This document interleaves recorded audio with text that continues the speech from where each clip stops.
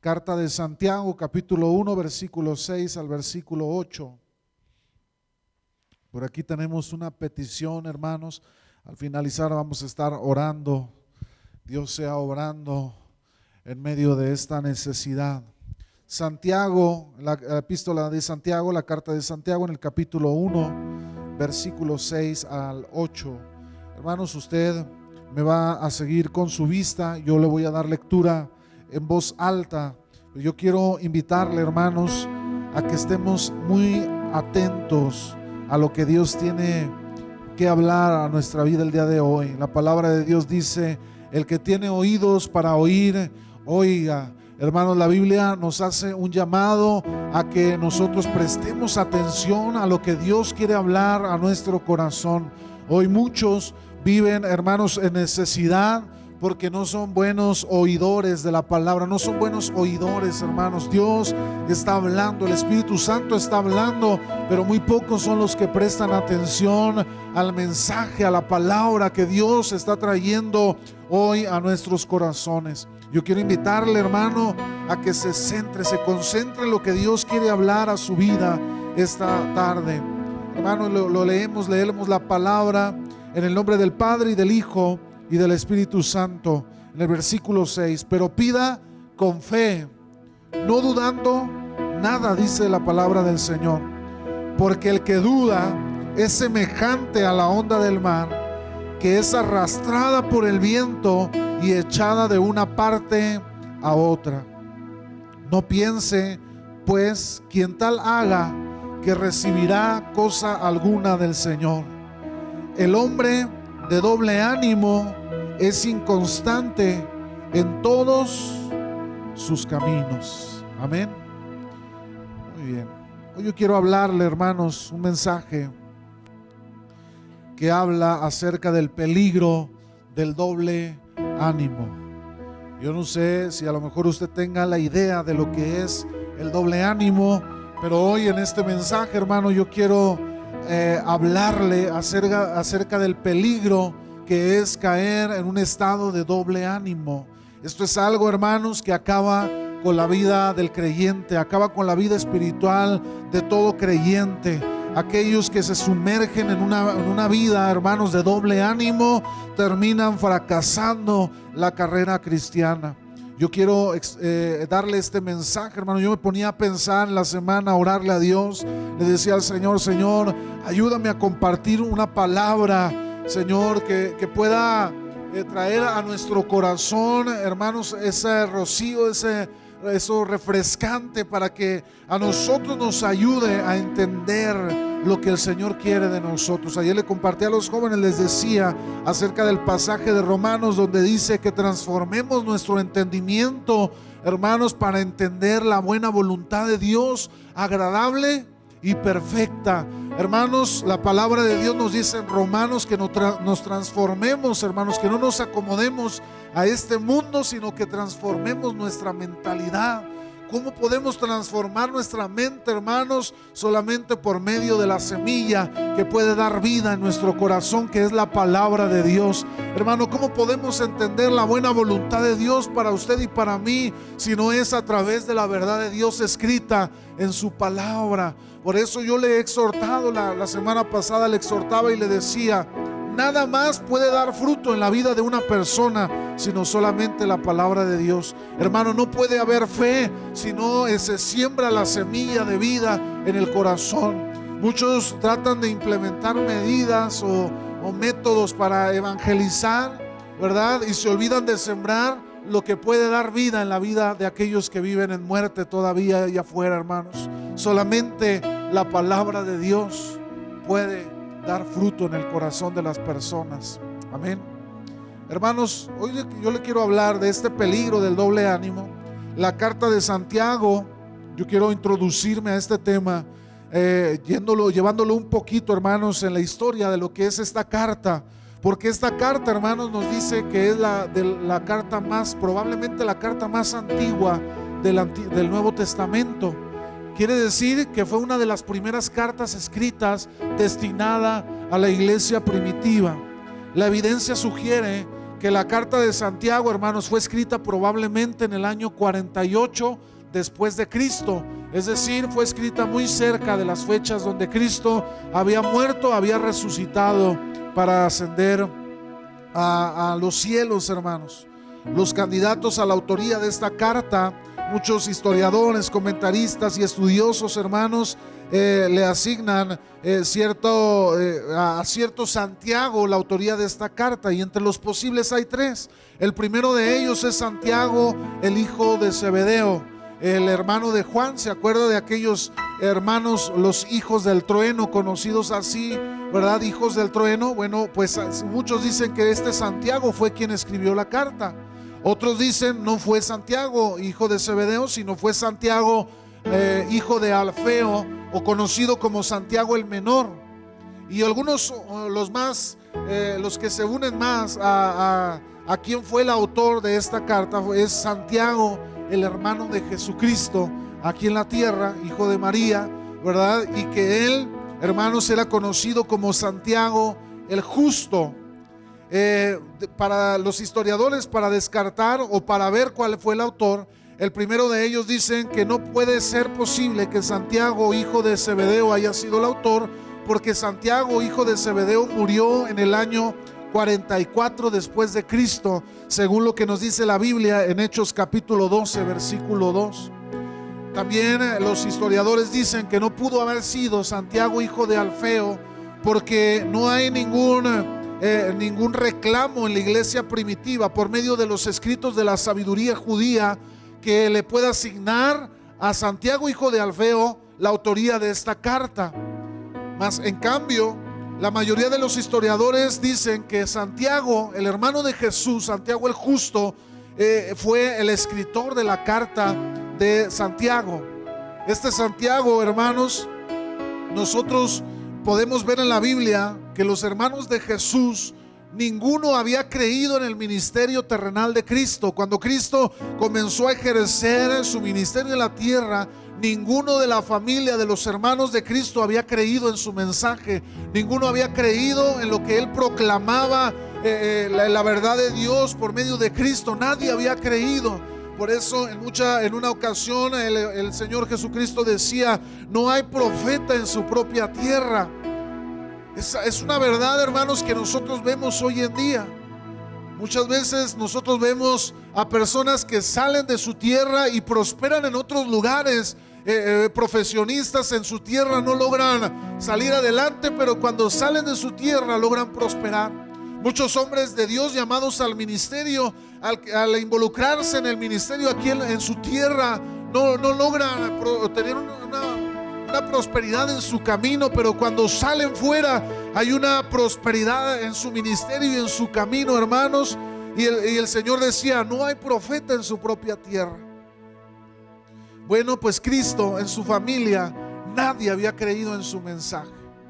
Este Santiago el Justo creyó hasta la resurrección de Jesucristo, y dice en la primera carta a los Corintios, en el capítulo 15, versículo 7, que él estaba dentro de aquellos de los cuales Cristo se había aparecido ya después de haber resucitado. El hermano de Jesús estaba entre aquellos de los cuales Cristo se presentó y se mostró, se le reveló ya resucitado. Hermanos, Santiago fue uno de estas personas que estaba en medio de aquellos que le habían visto resucitado. Santiago, a partir de ese momento, él se creyó en el mensaje y él se metió con la iglesia primitiva. Él creyó en el mensaje y se volvió una de las columnas de la iglesia primitiva. Los historiadores dicen que Santiago, conocido como el Justo por ser un hombre íntegro, por ser un hombre honesto, un hombre justo en su manera de conducirse y de vivir con su prójimo, por eso fue conocido como Santiago el Justo. Él vino a convertirse en una columna después de haber sido un incrédulo en el ministerio de Cristo, en el ministerio terrenal. Ahora venía a convertirse en un hombre de fe y que era una columna y un pilar en la iglesia primitiva. Qué maravilloso cambio, hermanos. Tan drástico o tan radical como el cambio de aquel hombre llamado Saulo ahora convertido en Pablo, en uno de los grandes misioneros apóstoles que fue y sirvió a Dios hasta el último día de su vida. Tan radical fue el cambio de este hombre llamado Santiago el Justo. Él nos dice la historia que Santiago murió como mártir del evangelio. Después de haber sido un incrédulo del mensaje, ahora Santiago estaba dando la vida por el mensaje que Cristo había predicado. Dice la historia que Santiago fue llevado al pináculo más grande del santuario, al lugar más alto del santuario de Jerusalén, y que desde ahí los líderes de la iglesia lo arrojaron al fondo. Dice que Santiago cayó al piso y todavía con vida los líderes se pusieron alrededor de él y tomaron piedras en sus manos, lapidando el cuerpo de Santiago en ese lugar. Ahí a la entrada del santuario de aquellos que se decían ser los espirituales y los sacerdotes de la iglesia, Santiago murió como un mártir después de haber sido un incrédulo en el ministerio de Cristo. La carta de Santiago, hermanos, es la más práctica de todas las cartas que usted puede encontrar en el Nuevo Testamento. Es conocida también incluso como una de las cartas con más contenido provechoso para la vida del cristiano. Y aún así algunos dicen algunos comentaristas dicen que esta carta no fue escrita en el Nuevo Testamento, sino la asignan escrita hacia el Antiguo Testamento por su contenido en la cual desarrolla Santiago. Cuando usted lo lee, usted se va dando cuenta que Santiago, en esta escritura, hermanos, usted se va dando cuenta que Santiago anima al creyente a llevar una vida concordante con lo que va conociendo y aprendiendo y con lo que va reflejando en su vida.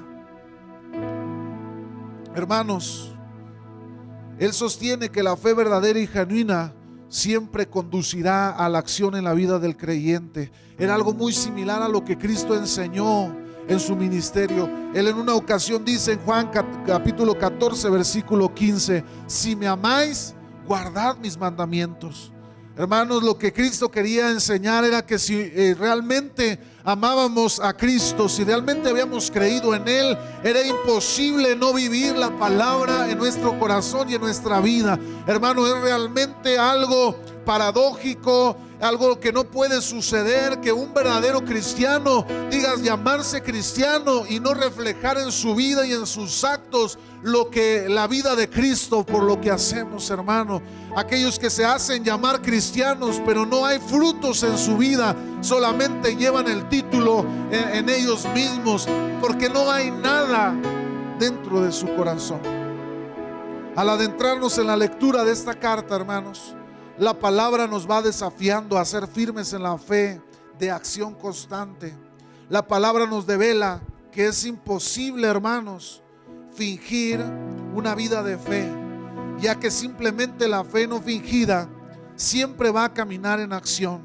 La palabra de Dios dice, Santiago exhortaba a la iglesia de ese tiempo diciéndole: muéstrame tu fe sin tus obras y yo te mostraré mi fe por mis obras. Hermano, nosotros, y lo hemos enseñado muchas veces, nosotros no creemos que la fe nos da la salvación.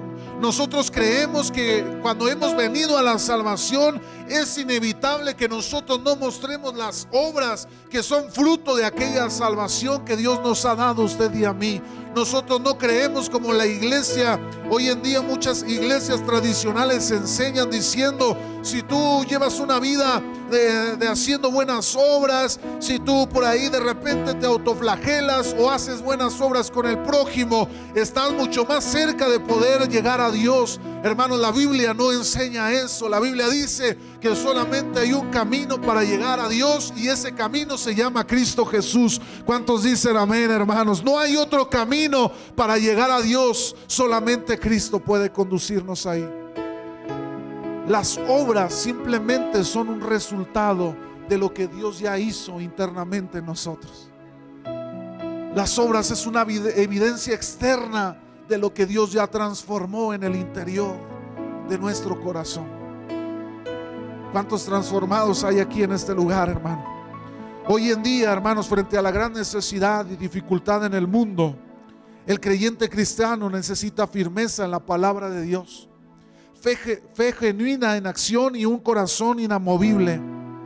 Todo esto, hermanos, debido a la gran confusión, incredulidad e incertidumbre que rodea nuestro mundo hoy en día.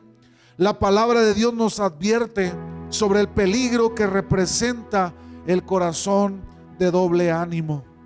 Ahora yo pregunto, hermanos, yo reflexionaba en la lectura y decía, ¿qué es el doble ánimo? ¿Qué significa lo que Santiago quería decir al expresar no sean de doble ánimo? El doble ánimo, hermanos, es un estilo de vida en una persona que es cambiante en su ánimo, variando respecto a su estado emocional y sus circunstancias. Se lo repito nuevamente, el doble ánimo es un estilo de vida en una persona que es cambiante en su ánimo, variando respecto a su estado emocional y a sus circunstancias. Estos cristianos son emocionales y son circunstanciales. Hermanos, yo recuerdo aquel hombre de Dios, el pastor, el hermano Cecilio Ochoa, nos llegó a enseñar diciendo, en una de sus enseñanzas, él externaba, y era algo parte de su enseñanza y su filosofía, diciendo, los cristianos no caminamos por emociones ni por circunstancias. Las circunstancias no van a hacer al cristiano, hermanos. El cristiano es cristiano por convicción. ¿Cuántos cristianos por convicción hay aquí, hermano? La persona de doble ánimo, hermanos, es una persona que hoy le puede decir que sí y mañana le dice que no. La persona de doble ánimo es aquella, hermanos, que hoy puede creer en Dios porque está bien, pero mañana que viene la enfermedad dejó de creer en Él. Ya no cree igual, ya cambió su perspectiva. La persona de doble ánimo en un momento es una persona llena de fe y al poco tiempo no lo es por alguna circunstancia que ocurrió en su vida. Hoy puede tener la convicción de algo y mañana ya no está convencido de nada. Es algo muy similar a aquel Pedro impulsivo, aquel Pedro impetuoso, ¿verdad? Aquel Pedro que reaccionó en el sentimiento y en la emoción del momento y se levanta y le dice a Cristo, yo contigo voy hasta la muerte. Le expresó con mucho ánimo, con mucho fervor, pero a los pocos días ya estaba, cuando Cristo estaba siendo llevado a la crucifixión, estaba ahí el Pedro que había dicho contigo hasta la muerte y lo estaba negando 3 veces. El hombre de doble ánimo hoy puede creer y dar la vida por Cristo y mañana puede estar sumergido en una total y completa depresión y diciendo, pues yo no sé si realmente exista Dios. Es un cristiano de circunstancias, porque las cosas marchan bien, cree. Puede en un momento estar en un lugar y en un momento está en otro. La palabra de Dios nos advierte y nos exhorta, hermanos, a mantenernos despiertos de los peligros que nos acechan, y uno de ellos es de llegar a caer en un estado de doble ánimo.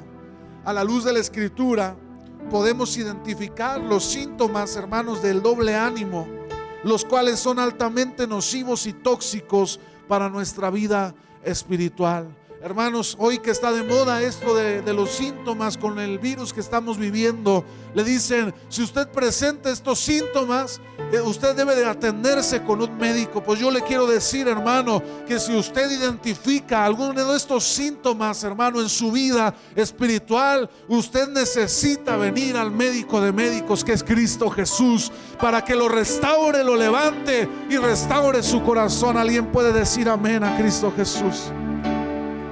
Gloria a su nombre. Hermanos, algunos de estos síntomas, el primero de ellos es la incredulidad. El libro de Santiago nos dice que algo que delata fácilmente a la persona de doble ánimo es la duda. En el versículo 6 del capítulo 1 de la carta de Santiago dice, pero pida con qué, hermanos, con fe, no dudando nada. Hermanos, la palabra de Dios dice que usted debe de pedir ¿cómo? Con fe, creyendo, teniendo la certeza de que Dios le escucha y de que Dios responde. Y dice la palabra, no dudando nada, porque el que duda es semejante a la onda del mar, que es arrastrada por el viento y echada de una parte a otra. Yo no sé si usted alguna vez se ha ido a sufrir a las playas del país, hermano, porque ya ve cómo uno sufre allá en las playas, ¿verdad? Hasta suda uno del sufrimiento que tiene, ¿verdad? Y entonces cuando se mete al mar, ¿cómo mira las olas, hermano? ¿Verdad? Cómo la ola entra y luego se regresa y de repente ya la ola se salió por allá. Hermanos, la ola no tiene fundamento. La ola surge y es arrastrada por el viento. La duda, hermanos, es el fundamento de la incredulidad. Y la incredulidad es lo opuesto a la fe. ¿Sabía usted eso, hermanos? El fundamento de la incredulidad es la duda. ¿Por qué? Porque antes de venir y presentarse la incredulidad, usted va a dudar. Usted va a decir, pero realmente Dios puede cambiarme. Realmente Dios puede venir y obrar en mis circunstancias. Y entonces cuando usted se lo pregunta, empieza su cabeza a razonar y usted llega a la conclusión y a decir, es imposible que Dios pueda obrar en mi vida. Entonces viene la incredulidad. La incredulidad es lo opuesto a la fe, hermanos. El Señor nos dice en su palabra que el incrédulo falto de fe no puede agradar a Dios. Dice en Hebreos capítulo 11 versículo 6, pero sin fe es imposible agradar a Dios, porque es necesario que el que se acerca a Dios crea que le hay y que es galardonador de los que le buscan. Hermano, es necesario que usted y yo seamos personas de fe, porque Dios no se agrada en la incredulidad. El incrédulo, hermanos, hoy puede estar bien, mañana no. El incrédulo lleva una vida de ir y venir. El peligro de un cristiano incrédulo, hermanos, es que nunca puede echar raíz. El apóstol Santiago, hermanos, compara a la persona llena de dudas con una onda del mar. Si usted, como le mencionaba ahorita, ha observado el mar, las olas no se crean por sí mismas. Las olas no tienen voluntad propia, sino que cualquier ráfaga de viento las mueve de un lugar a otro. La ola es flexible, está aquí ahora y luego ya no.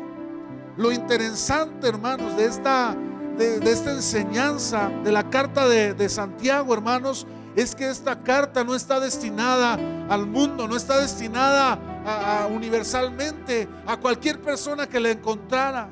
La carta de Santiago estaba escrita específicamente a la iglesia primitiva, a la iglesia de Dios, al cuerpo de Cristo. ¿Qué quiere decir, hermano? Que este padecimiento del doble ánimo es algo que está dentro de la iglesia, es algo que está en muchos creyentes, en muchos que han venido a Cristo Jesús y que llevan una vida de doble ánimo.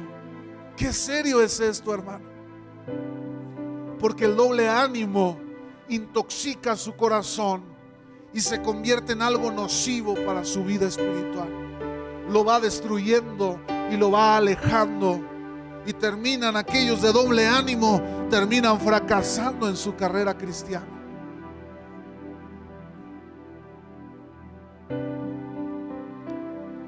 Gloria a su nombre. Hay un ejemplo, hermanos, que veíamos hace algún par de domingos. No sé si acuerdan de la historia de Tomás, el discípulo de Cristo. Tomás, este discípulo, hermanos, él era parte del grupo de aquellos hombres que recibieron directamente las enseñanzas de Cristo. Tomás estuvo presente en la mayoría de todos los discursos y los sermones y las predicaciones que Cristo le dio a muchos de los que escucharon en el alrededor, pero personalmente a sus discípulos. Tomás, hermanos, estuvo presente en muchos de los milagros extraordinarios que la Biblia narra que sucedieron, que Cristo hizo sobre la tierra.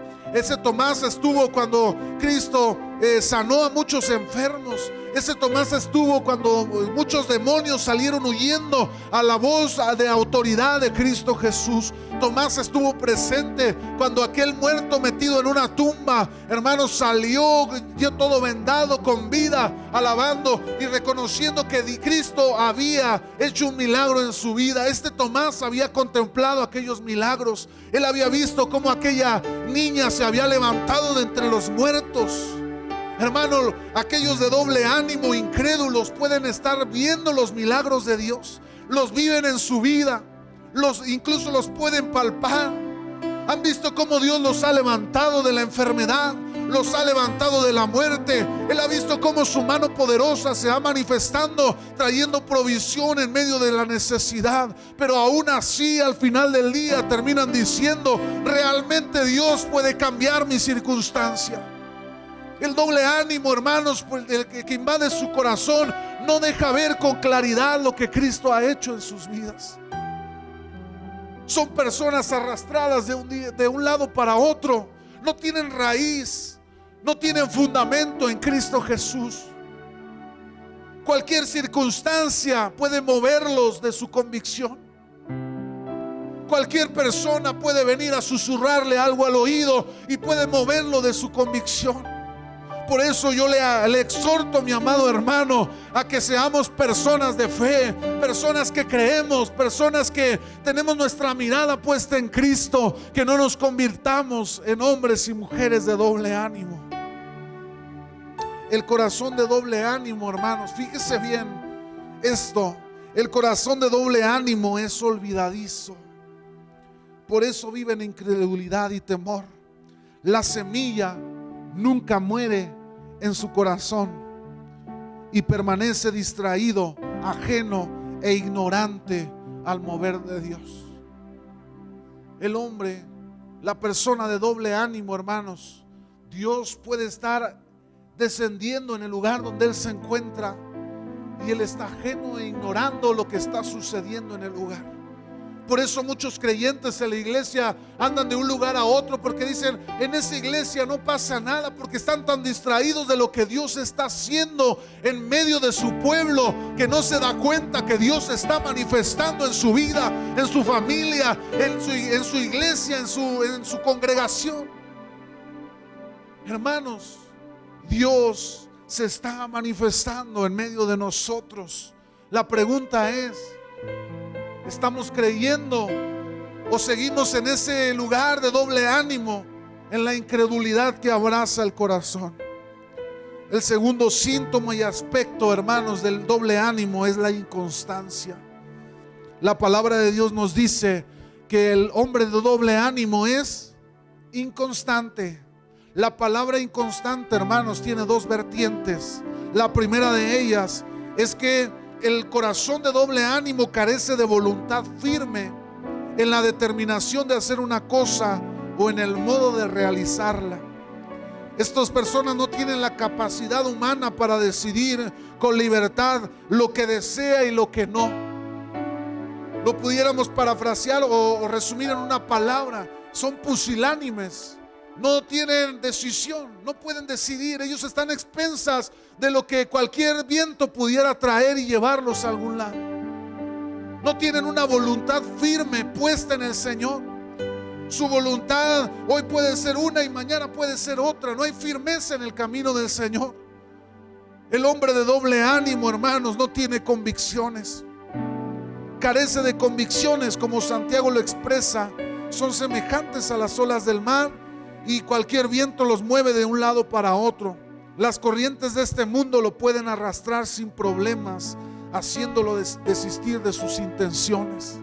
Hermano, abra sus oídos a lo que el Señor está hablando a su corazón, porque cada vez que usted se sienta en una silla, cada domingo, cada miércoles, yo le animo a que nunca piense en el vecino, en el que está enfrente. Siempre reciba la palabra como que es algo que Dios está hablando a su corazón el día de hoy. Una palabra fresca, una unción fresca sobre su vida, la cual quiere obrar sobre usted.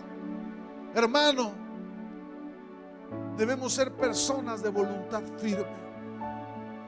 Si usted ha creído en Cristo, entonces manténgase en esa voluntad que usted ha tomado. Yo creo en Cristo, como aquel canto que dice: he decidido seguir a Cristo y no volveré atrás a lo que el mundo me ofrece. La segunda vertiente, hermanos, de la inconstancia es que el hombre de doble ánimo que se vuelve inconstante carece de voluntad continua en la determinación de hacer una cosa o en el modo de realizarla. El corazón de doble ánimo no permanece, hermanos. En un momento vive con el gozo del Señor plenamente en su vida y al tiempo todo se le desmorona. La palabra de Dios nos anima a permanecer en Dios. En labios de nuestro Señor Jesucristo, Él externó en aquella parábola de la vid y los pámpanos, dice: el que permanece en mí, y deben de permanecer en mí y yo en vosotros, hermano. No hay otra manera de poder seguir adelante. No hay otra forma de poder caminar la carrera cristiana si no es permaneciendo en Cristo Jesús. Porque muchos desisten, hermano, de la fe, porque no han permanecido en aquel que da la vida y vida en abundancia. Cuando la Biblia expresa que permanezcamos, hermanos, en el sentido más amplio de su definición, se refiere a mantenerse sin cambios en un determinado estado, condición o situación. El de doble ánimo fácilmente se desanima de sus intenciones. Estoy leyendo un libro, hermanos, se lo recomiendo: El carácter del obrero cristiano. Y hay uno de sus capítulos dice que el obrero cristiano debe de estar dispuesto al sufrimiento. Dios no se fija, hermanos, en cuánto está usted sufriendo. Dios mira el corazón de aquellos que están dispuestos a sufrir por la causa de Cristo. Usted puede decir: es que yo estoy sufriendo mucho, pero usted no está dispuesto a sufrir. Pero el verdadero creyente, hermanos, aunque no esté sufriendo en ese momento, él está dispuesto a sufrir por la causa del evangelio de Cristo. Santiago, siendo un incrédulo, al final se convirtió en un hombre dispuesto a sufrir, hermano, por la causa de Cristo. Hermano, no, a Dios no, a Jesús, el Señor no se fija en si usted está sufriendo, y a lo mejor muchos tienen errado ese concepto diciendo: ay, es que si sufro entonces Cristo me va a ver y me va a recompensar. No, hermanos. Incluso podemos saber algunos que no estamos sufriendo, pero estamos dispuestos a sufrir por la causa de Cristo. Y Cristo, hermanos, es lo que mira, la disposición en el corazón. Y generalmente el dispuesto a sufrir, hermanos, no importando las circunstancias, puede estar en sufrimiento o no, él nunca va a perder el gozo de su corazón. Y quiero terminar con esto. El tercer síntoma del peligro, hermanos, del doble ánimo, es que estas personas no son confiables, nunca se comprometen. ¿Por qué no? Es que no me bautizo porque no estoy seguro. Es que no doy el paso de fe porque no me siento convencido. Es que no sé, les da temor comprometerse con Cristo. Les da temor comprometerse con el Señor. Hay un ejemplo, hermanos, en la Biblia de un hombre que dudó y que actuó en una actitud de doble ánimo. Este hombre era llamado Juan Marcos. Dice la historia, la escritura, que en el viaje que emprendieron Bernabé y Pablo en su viaje misionero, Juan Marcos fue con ellos para emprender ese viaje misionero. Pero cuando estaban a la mitad del camino, hermanos, en ese viaje, Juan Marcos se le ocurrió decir: yo ya no quiero seguir, ya no, váyanse ustedes.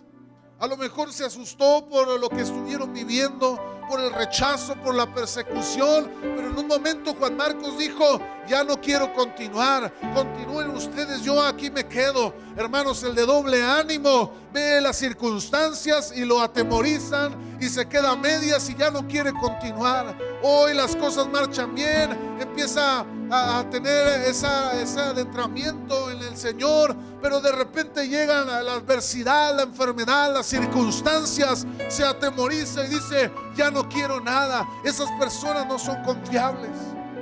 Dice la Escritura que Pablo y Bernabé tuvieron una discusión fuerte por esta situación. El Bernabé, tan tierno, tan bondadoso, tan generoso, él con el amor que le caracterizaba decía: ¿cómo vamos a dejar a Juan Marcos? Pobrecito, vamos a animarlo a que siga adelante. Pero en el carácter determinante de Pablo, él dijo, como enseñó en alguna ocasión: para mí el vivir es Cristo y el morir es ganancia. Para mí vivir todos los días es Cristo Jesús. Él determinado dijo: no quiero a Juan Marcos en la labor que estamos haciendo, porque Juan Marcos no es confiable. Hermano, el doble ánimo lo lleva a una falta de compromiso. Usted puede venir y sentarse todos los domingos en una silla de la iglesia, se retira igual. Usted no quiere compromisos, usted solamente viene, escucha y se va. Y dice la palabra de Dios que Dios no quiere oidores de la palabra, hermanos. Él quiere hacedores de la palabra. Hermanos, el doble ánimo, al carecer de fundamento por la incredulidad que ensordece su corazón, por la falta de voluntad firme y constante, nunca logra comprometerse ni se adentra en la profundidad de Dios. Estas personas viven en un estado de tibieza espiritual, con un pie en el mundo y con un pie en la iglesia, con un pie, hermanos, queriendo hacer lo que mi corazón o lo que las cosas, lo que me lleve por ahí, con otro pie queriendo hacer las cosas, la voluntad del Señor. Viven en una tibieza espiritual. La palabra de Dios dice que a los tibios, hermano, Dios los vomita de su boca. Él aborrece al tibio. Él aborrece una actitud y una conducta de tibieza. Él quiere o frío o caliente, hermano, pero no lo quiere en medio. No lo quiere llevando una vida, de doble moral, de doble ánimo. Él lo quiere metido, sumergido en su presencia, o preferible fuera de ella. Qué tremendo, hermanos. El de doble ánimo vive en completa inmadurez. No tiene frutos y no tiene crecimiento. Toda la vida está lidiando con las mismas cosas. Toda la vida está lidiando en los mismos procesos. Toda la vida está lidiando en las mismas cosas. Siempre se lamenta por su situación y por sus circunstancias. Usted lo ve hace 10 años y a mí siempre me va mal. Yo vivo en enfermedad, yo vivo mal y no me va bien. Y luego se lo encuentra 10 años después y sigue siempre siendo el mismo. Vive mal, vive enfermo, nunca le va bien, siempre le va mal. El de doble ánimo nunca tiene crecimiento y nunca ve fruto en su vida. El compromiso, hermanos, y con esto termino, el compromiso involucra un precio. Cristo estaba comprometido con la voluntad de su Padre.